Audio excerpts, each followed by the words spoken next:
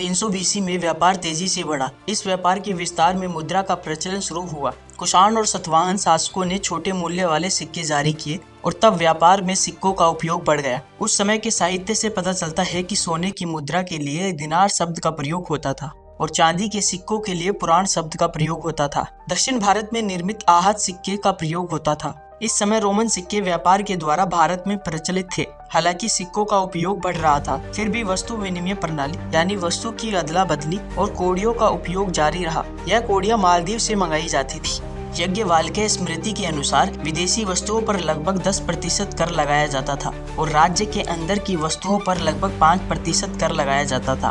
मनुस्मृति में बताया गया है कि कर व्यापारियों के लाभ पर लगाया जाना चाहिए, न कि उनकी कीमत पर। जातक कथाओं में लंबी दूरी के कारवा व्यापार का विस्तृत वर्णन मिलता है। इन कारवाओं में बैलगाड़ियों और रथों का उपयोग होता था। व्यापार मार्गों पर यात्रियों के लिए सराय यानी ठहरने की जगह और जलाशय की व्यवस्था होती थी।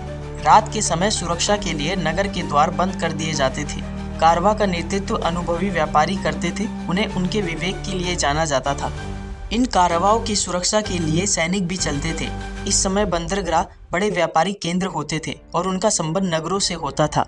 घुमंतू व्यापारी एक स्थान से दूसरे स्थान पर जाकर व्यापार करते थे। वे धान, नमक और मसालों जैसी वस्तुओं को व्यापार करते थे।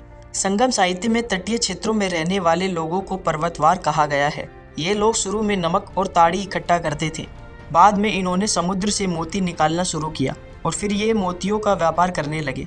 इन्होंने मछली, कीमती पत्थर और घोड़ों के व्यापार में भी भाग लिया था। तमिल ब्राही लिपि में कई अभिलेख मिले हैं जिनमें वस्तु, नमक, तेल के व्यापार का वर्णन मिलता है। दक्षिण भारत में कई महत्वपूर्ण व्यापारिक मार्ग, गुजरात और सिंध के बीच समुद्री मार्ग, राजस्थान से दक्कन को जोड़ने वाला मार्ग आदि ऐसे कई मार्ग थे जो व्यापार में काम आते थे।